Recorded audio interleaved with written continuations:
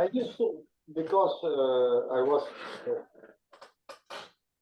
as I think, beside Quique Núñez, probably the first person, Baba Lover, that group that was coming in the early 70s, uh, that was speaking Spanish. And I, I, we translated the American article. I translated the American article to Spanish. So I sang it for Mehera, and she liked it. And every time I would go there, which was, as I said before, frequently, she would ask me to sing it for her on the board. I'm not an artist, I'm not a singer, I don't have a play the guitar, but I would sing it a cappella and I would sing it, and she would love it. She would transport herself. But then one day, I don't know why, I wasn't there, and somebody says to her, Arsenio's here, maybe he can sing. I said, but do you, and then she looked at me and she said, do you know any song in English? Then I said, well, yes, I do, but I mean, I'm not a singer, so but I work on something and I will sing something for you. So I was going to be there for 2 or 3 days, and I went to Sepusion Hill. And at that time, there was a song that was being sung by George Harrison in a record, which I love, which was a record of George Harrison and uh, what's his name, Ravi Shankar. Oh, Uh, wow. and the song was "I Am Missing You." He said the song said something like, "I am missing you, oh Krishna, where are you? Please, I'm missing you." What is that? I I don't know. I cannot see you, but I hear your flute in my heart. Please, please come and make my me smile again. Take away my tears and make me smile. That's what he said. So I remember that song. So when I went to Sebusion Hill and I started practicing, and I added some uh, couplets. One was, I am missing you. Oh Jesus, where are you? Although I cannot see you, I bear your cross in my heart. Please come and wipe my tears, make me smile. And then Baba, I am missing you. Uh, I cannot hear you, but I hear your word in my heart. Please, please take away my tears and make me smile. And I went down and I sang that song for Mehera. And she had tears in her eyes. She was touched. I saw her and stayed. And every time I would go there to India, she would say, please. And those were the times that she still, although those were like 4 or 5 years since she had lost Baba, she was still moved into tears every time she remembered the stopping of his body. So she would ask me for that song, and I would sing that song in the porch.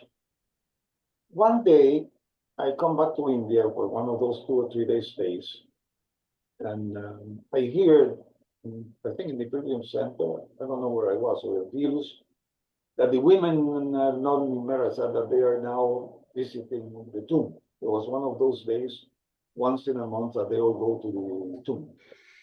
So I go to the Samadhi, and as I am walking, this is the first time, I'm just arriving from Bombay or Pune. So I'm walking up the hill, and I had here in my mind, I don't know why, I had this thought, because I knew Mehera was going to be there with the women, you have to sing that song to her. So, but as I arrived, I'm a, shy fellow and not a singer, I'm not a guitar player. And everybody, all of the stars of the Mehera, Baba lovers, they were all there with guitars, violins, voices. Everybody was there. Singing is one of those specialties. And so I decided, said to myself, that was only your ego, I don't sing anything. I mean, just enjoy what all of these people, Ted Johnson, all of those people singing. So I did that. So, but then as we made this, you know, line to see the women pass by coming out of the tomb. Mehera comes out of the tomb, and it's the first time I see her, and she's walking like that, looking, and then she looks at my eyes, and she says to me, "I was waiting for your son. Why didn't you sing this?" And I was disturbed.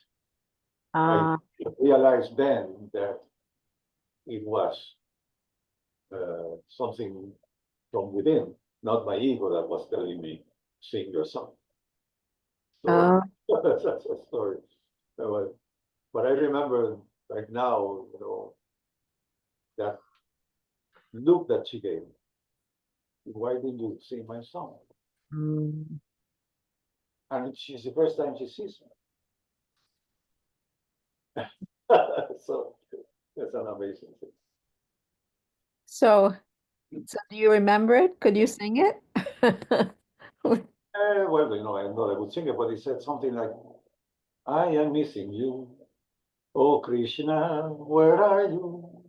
I am missing you. Oh, Krishna, where are you? No, I can hear you, but I hear your flute in my heart. Please come wipe my tears and make me smile, smile. I am missing you. Oh, Jesus, where are you? I am missing you. Oh, Jesus, where are you? Though I can see you, I bear your cross in my heart. Though I can see you, I bear your cross in my heart. Please come wipe my tears and make me smile. I am missing you. Oh, Baba, where are you? I am missing you. Oh, Baba, where are you? Though I can see you, I hear your word in my heart. Though I can see you, I hear your word in my heart. Please come wipe my tears and make me smile.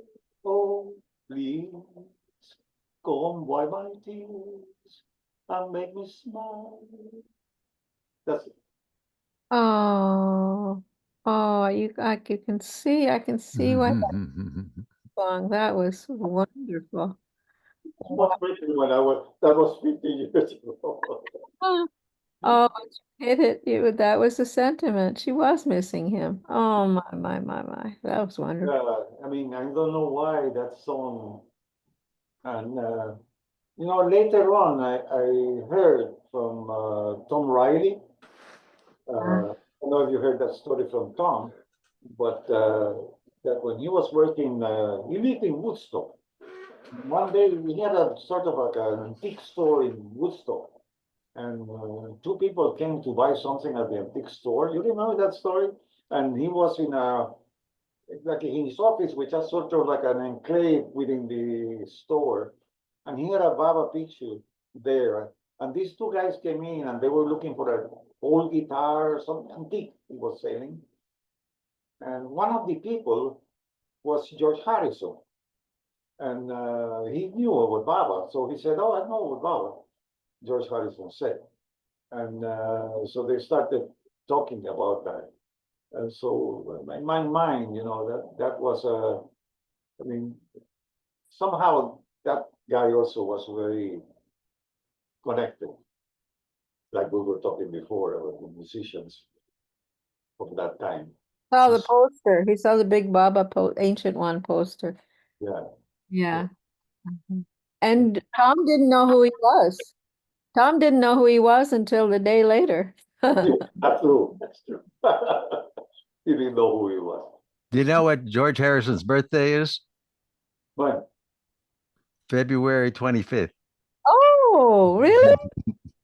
Wow. Yeah. Oh. well, Mhm. Wow. anyhow, that's so.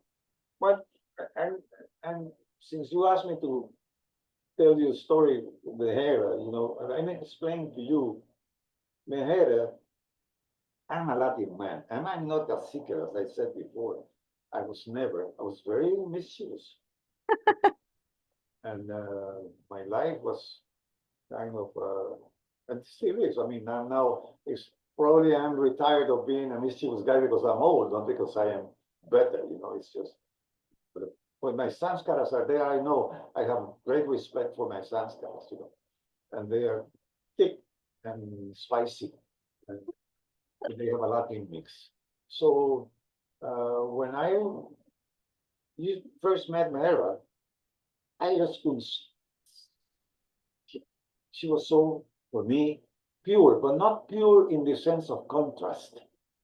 It's not pure in the sense of what I would say the Catholic version of pure, like pure and impure. She's beyond that. She was beyond that. I've never seen anybody like that. She was beyond that. I felt it like that. So I could not, you know, I did not approach her. I would always stay far back in the porch. I was not one to jump into the porch and sit in one of those chairs, even if it was empty. I would prefer to sit in the seats in the back. But anyhow, I used to walk there mostly because I wanted to go to Baba's room. So one day I'm walking out of Baba's room and I hear somebody calling me Arsenio, Arsenio. And it's Mehera, and she's alone. She's alone there in the porch and she calls me. And I approach her and I'm kind of feeling not, I mean, I don't know what to say. And she looks at me and she says, Arsenio, do you like cheese? And I don't know if she was asking me that. At that time, I was living in Geneva, in Switzerland. So, and I did like cheese. But I said, sure, I do.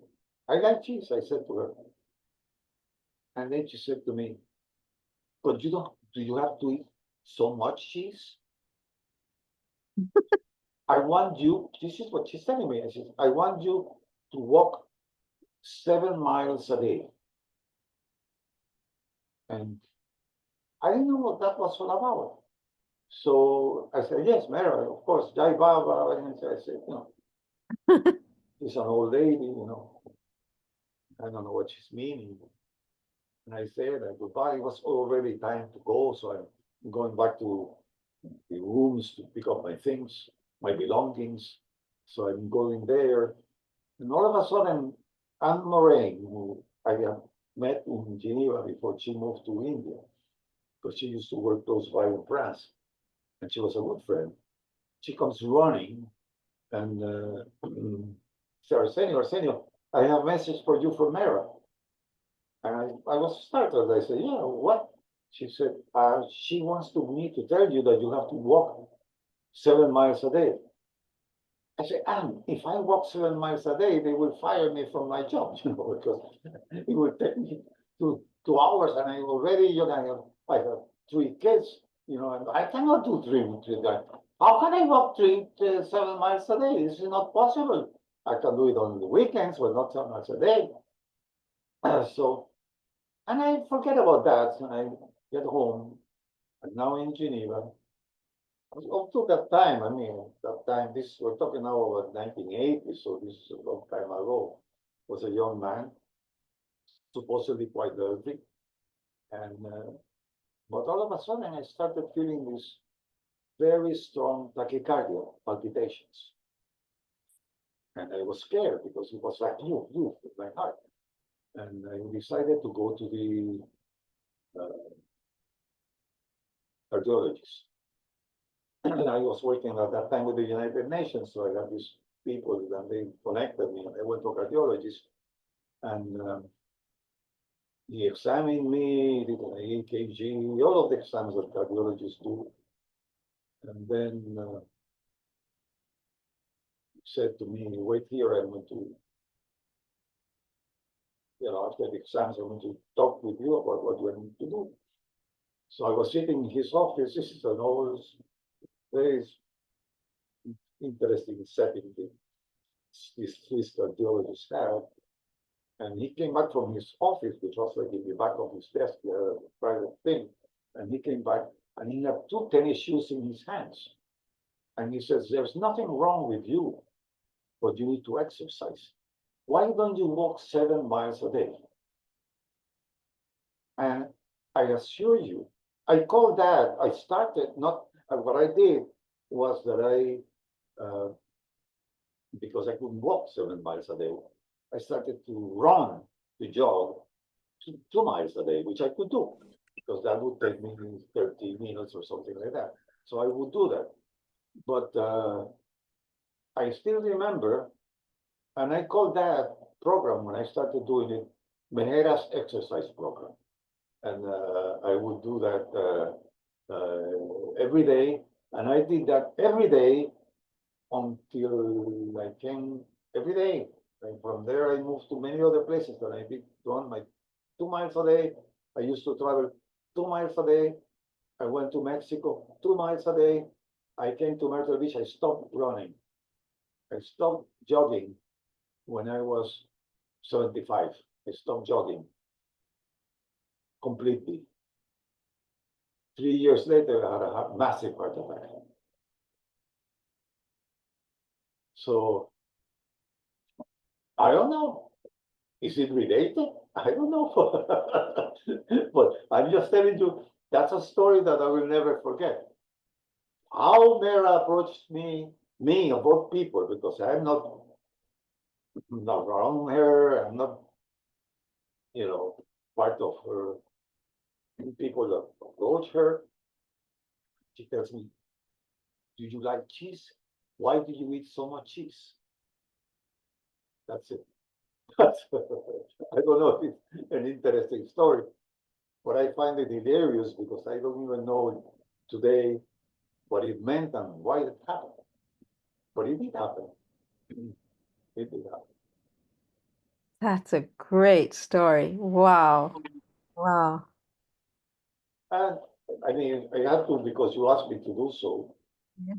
Uh, I had to do another story for you. And it's all part of this shyness with Mehera. Mm. So one day I am there, I don't know what day it was, but the porch was crowded. You remember when the porch was crowded, there were people sitting inside the porch with Mehera, there were people, and then they had those green benches, and then they had tall chairs. So I, of course, was always sitting on the last chair. Mehera was telling a long story, which I couldn't hear. Today I am deaf. Actually, I don't have any hearing from one ear, but today I am deaf more than ever. But at that time, my hearing was good, but I couldn't hear her because she would speak very softly. She would close her eyes. Remember how she told the story? She would close her eyes and she was speaking like that.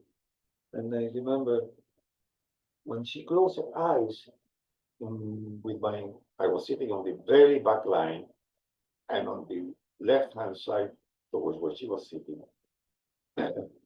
And I noticed I glanced and I noticed that there were no sandals in the entrance of Baba's room. And I said, this is an opportunity. This is an opportunity. So I waited for Mehera to close her eyes in the next one of those moments that she closed her eyes, and I disappeared into Baba's room. Now I am now in Baba's room. I think I am bowing down to Baba's bed. And I hear a commotion, the door opens. And then again, tap, tap, tap. Motion, shuffle of feet. And I hear my name. There, Arsenio. So I don't know what's going on. So I come out and I go back to my chair and Mehera looks at me and she says, oh, there you are. I was telling a story, all of a sudden I look and there you are not there. I mean, and then what's her name? Casey told me that Mehera said that she opened her eyes and she said to Casey, where is Arsenio? And Casey said, he must be in Baba's room. And she's go and get him. I want to hear the end of the story. So she went and she opened the door and she came back and she told me that he's bowing down. And Mehera said, go and get him. He's not going to be bowing down forever, go and get him. So I came. In school. I thought she's not going to even notice me. There were so many people and I am not one of the, but she did. But she did. And I always remember that. I remember that. You were special to her. Wow. I don't know if I was special to her, but I mean, she made me feel that she knew she had these things that I don't know. I mean, she was not just like me thinking, she was doing something else. So uh, there's one story that I want to tell you about Mehera, but it's not really a story that I heard related to me. But when I was living in Switzerland, we became very good friends with Irene Bilo. Irene Bilo, every year she would go from her town in North Switzerland to a little village near Barcelona in Spain, driving her car. And Irene Bilo had all sorts of things, asthmas, allergies, whatever. She used to actually walk around with an oxygen tank at that time, I met her. And she became very close to us. Uh, so much so that my wife Julie used to send her my socks and my sweaters to knit, to mend by Swiss mail. That's a real Swiss word.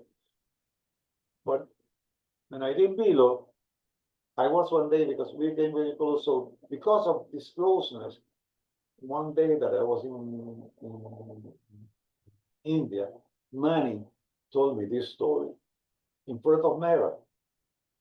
And they were both kind of mischievous, or they were laughing about this. It so happened that when I think Irene was living in India, those 8 years that she lived there, and she was in the ashram with Mehera and Mani. Baba, only God can do that. Baba ordered Irene Bilo to be in silence for 1 year. Now, if you didn't ever meet Irene Bilo, you would not understand why only God can make a person like Irene Bilo be silent for 1 year. Because Irene Bilo would talk and talk and talk and talk non-stop. So much so that I remember once when I moved out of Geneva, I called her in London. I was traveling and I called her and I bought one of those cards. And I said, it's going to be enough because I'm going to call her and then I'm call my family. All of the card was consumed with Irene Bilo. She wouldn't breathe. She would say, I'm so sorry, I talk so much. She would not breathe. She would go on with that. She would not breathe. So apparently, this is the story Manny says to me. She was using the bathroom, washing her teeth or something like that. And Mehera came. And Irene, who was now silent, obeying Baba, started telling through hand gestures, Mehera, so Manny is telling me, the story of how her grandfather had established the sewer system in Zurich, Switzerland.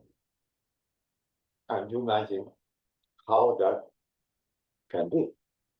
So Mehera grew a little bit desperate, and they were, of course, Mehera and Manny shared a room. So Mehera went like that, and she went inside, and she told Manny, Irene Bilo has something very important to tell you. So you have to go. And so Manny goes there, and she's got in this thing of listening to how this sewage system was established by Edith Bilo's grandfather. And of course, money was not very high. So when she comes back into the room, she gives a very intense, that's what she said, an intense look to Mehera. And Mehera was. So I remember that story because it was sweet. I mean, I never forget the faces of their two faces. Even then, they were laughing at that joke. So I don't know. I'm you're I'm almost coming to the end of my stories. But my memory, besides that story that I think I told you the first day when you asked me to participate in this Zoom about the day that I was in India for my PT for one day. I repeat it again. And, it was a beautiful day, full moon. I arrived the day before Amartiti in the evening, and I was leaving the day after Amartiti, the 31st. What's her name? This woman from New York, Ari Kenmore's the Society of Baba, and Rosa was making a presentation of a video presentation in the screen that just sort of like totally the driving that was built there, you know, in front of the Samadhi. That was wonderful for me. I was sitting there. I was sitting on the veranda, like the little, like sort of a veranda that was there around it, semicircle. Eros was sitting on one side. You know, we're all sitting watching that. And there were lots of people. What probably, you know, 5,000 people. I don't know how many people. Lots of people. Well, I wanted to say hello to Mehera, just to say hello to her, say Jai Baba to her, because I was leaving in the morning and I was not going to see her. So after the program ends, I hurry and I go to where she was sitting. I could see her. She was sitting on the front line. And I approached her. And when I approached her, there were many people approaching her. And as I said, Meru was already in her with her karate position like that, protecting her. And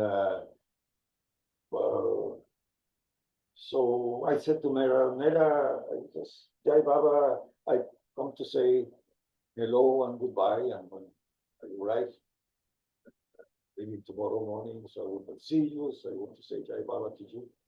Oh, she said to me, well, oh, so good to see you, Jai Baba.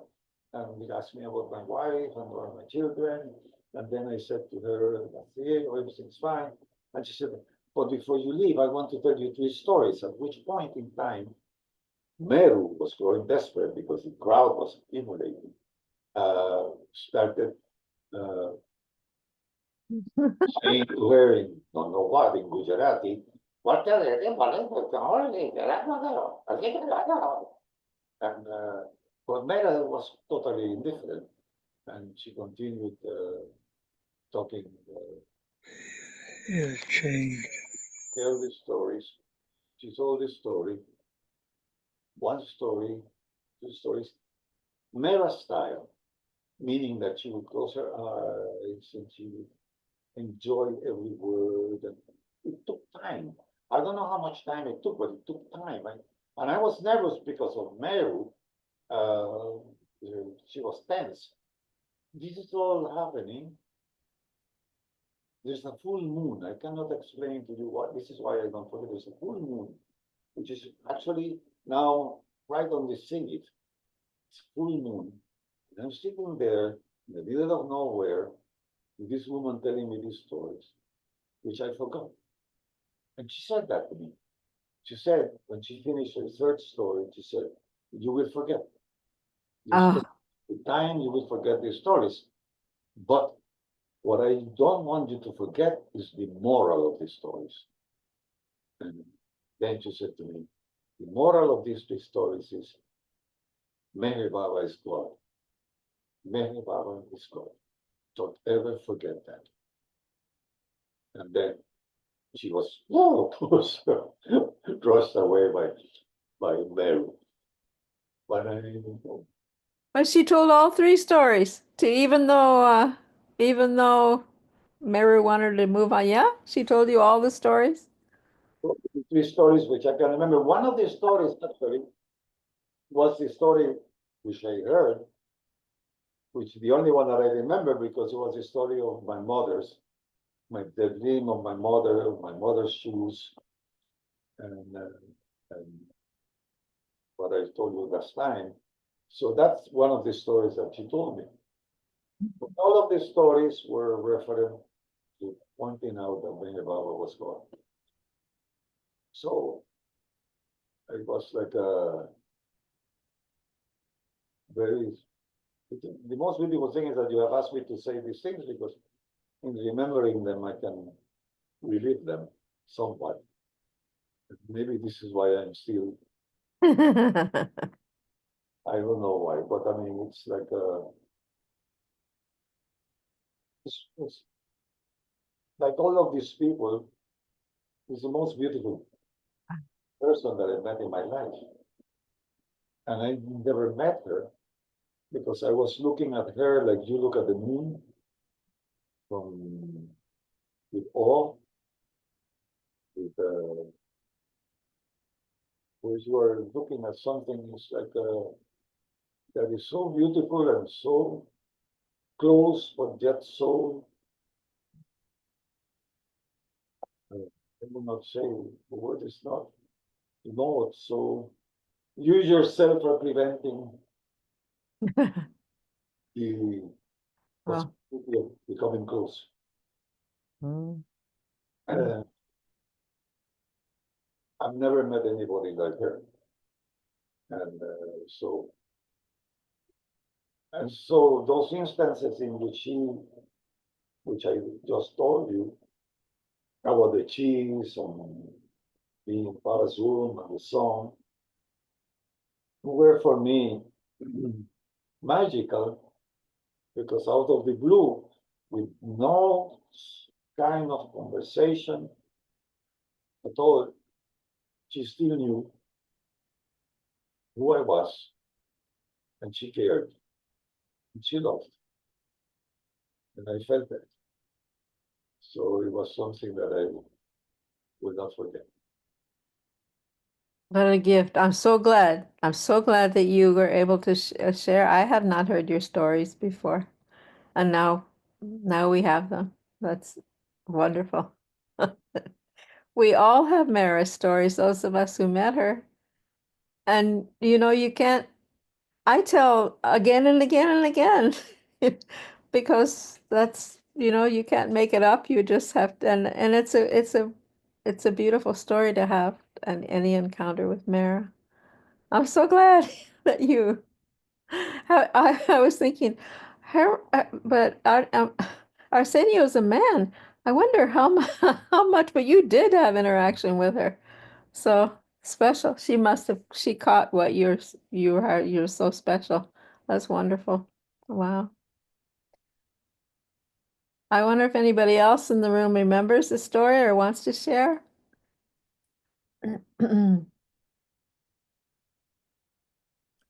I just wanted to comment on the first story about the too much cheese and 7 miles a day walking, and how it all panned out and all.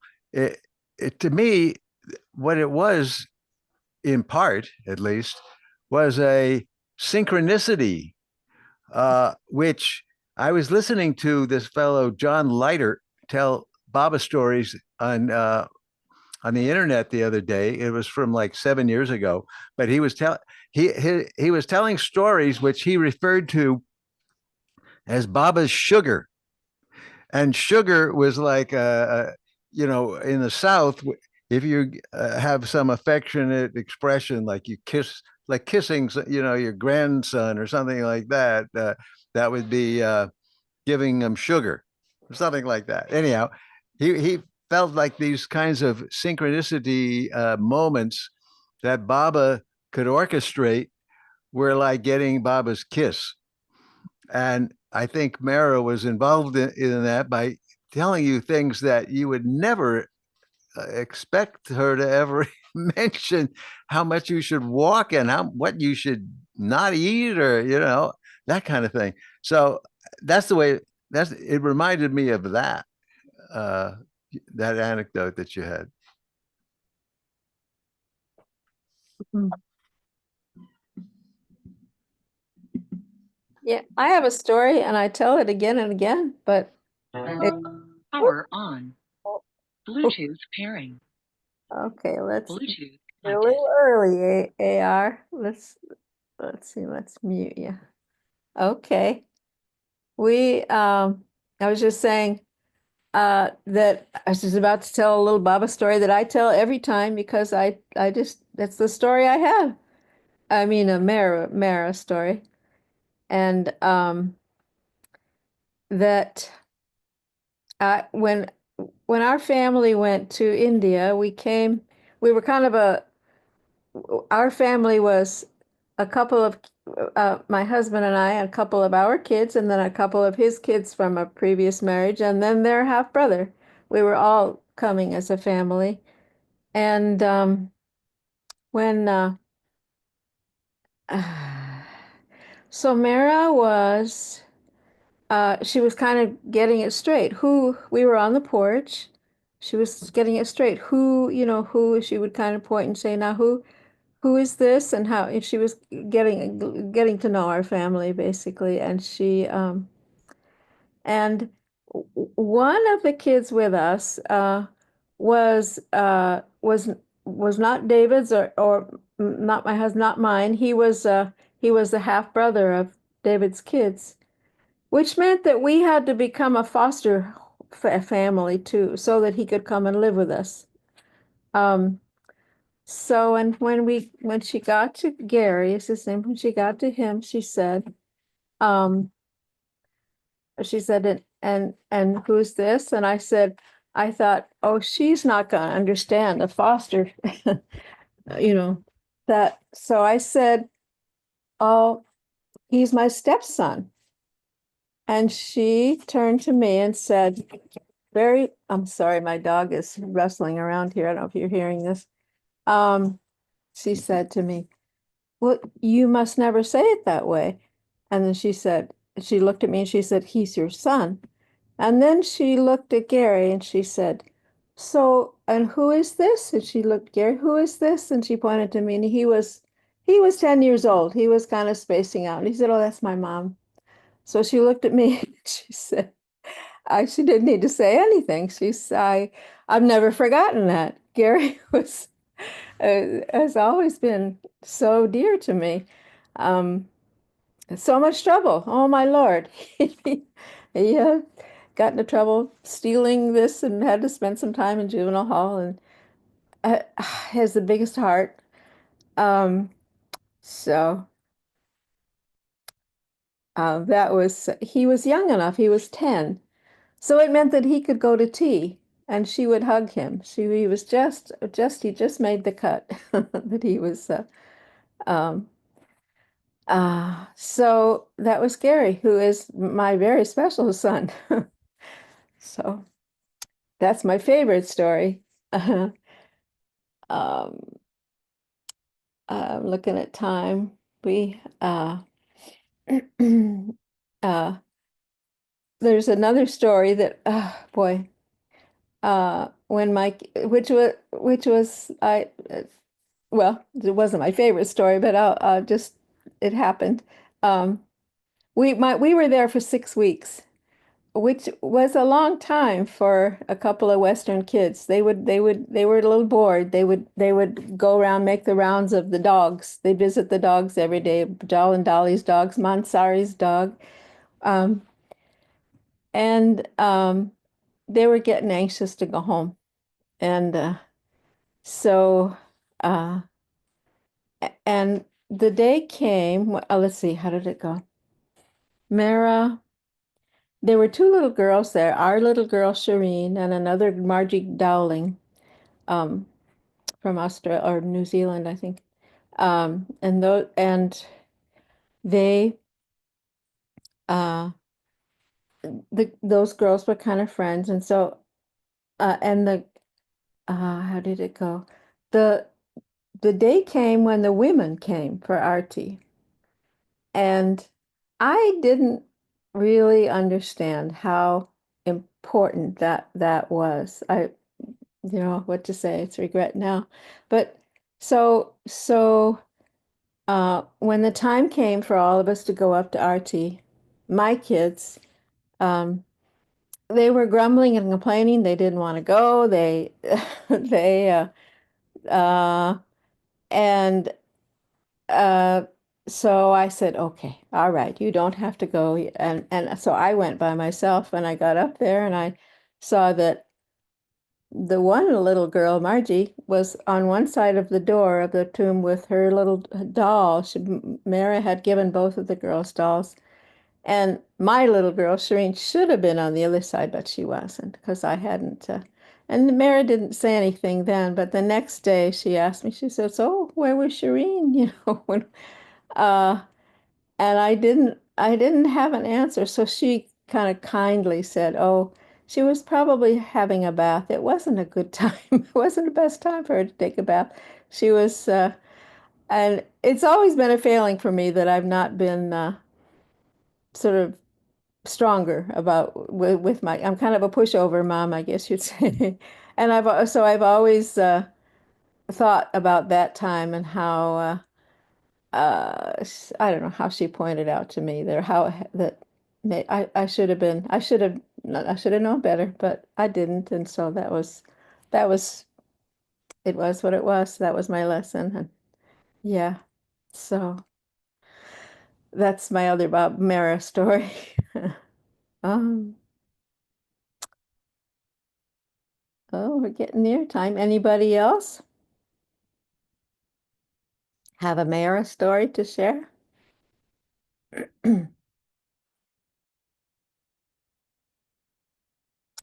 Well, um, I have one, but it might take more than 4 or 5 minutes, so another time.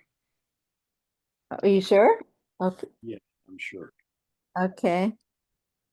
Uh, we could close early, Ellen Ray, if you think yours might go over with Rosalie and don't know. Um, I don't anticipate it going over, but I wouldn't want to start Okay.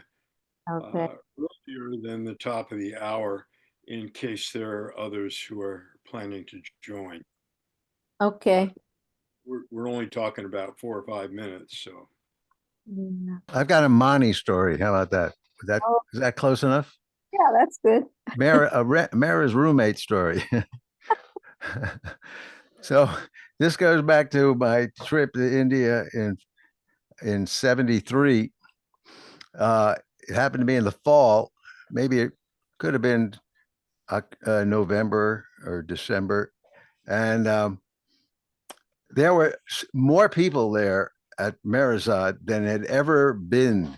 It was like the biggest, showing of pilgrims, and it was mobbed. And of course, we would stay until about 6, I think, if I recall. And at that point, all the different vehicles, people's getting their bicycles, and then the rickshaws, and then Vilu's car, and it was just quite busy. And there were still a lot of Mandali, and of course, everyone was hugging everybody. And I,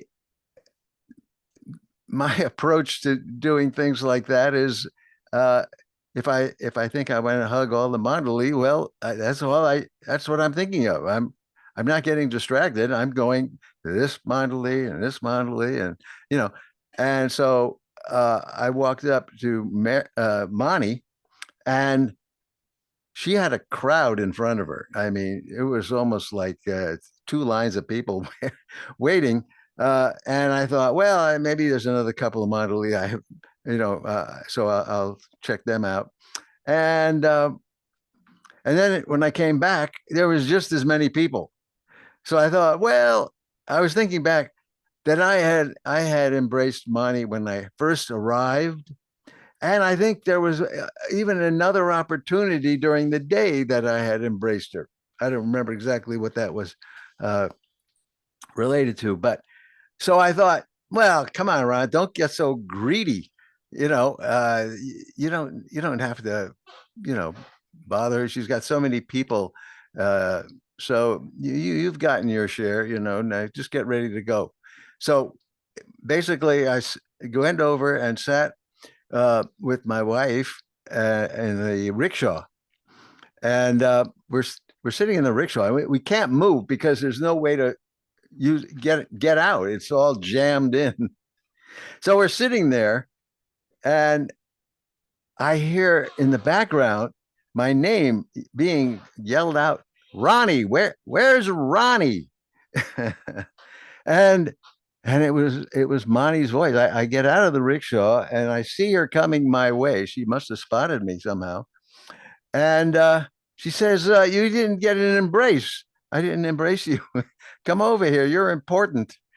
And so we embraced. But I was amazed at how she could have, noticed with all those people there. I mean, I did walk up to this bunch of people, but it looked like she was concentrating on who she was, connecting with at the time, not looking around at who was standing there around her. I don't know how she came up with the fact that I hadn't embraced her, but she did, and it made me feel pretty good. Which is, the Mondelez could be good at that. Again, the kiss and the kick. They provided that for Baba. So Yeah, that was a good start. that's a great story. Yeah, you are special. Ron. Arsenio, I want to thank you for finding your memories. Wow, I'm so glad. I'm so glad you have told those stories. I haven't heard them. Well, so thank you for challenging my memory. I mean, and realize that one of the things that makes Mehera Baba so special is that the stories that are associated with him are not forgotten. I have forgotten everything else in my life at this time in my age, but forgetting Baba stories is hard. I forget details, but what they signified, what they meant for me in my heart, that will never be forgotten. And so I remember maybe not all of the details, but I thank you for giving me the opportunity to share it with you because I exercised my memory. That's a very good exercise for memory rehabilitation, to remember how the times that you spent with those special people. Thank you. Jai Baba. Mehera Baba. Yeah. Avatar Mehera Baba. Ki Jai. Avatar Mehera Baba. Ki Jai. Avatar Baba ki jai. Okay, till we meet again, and friends. All right, I'm gonna end this recording, and we're gonna move right into the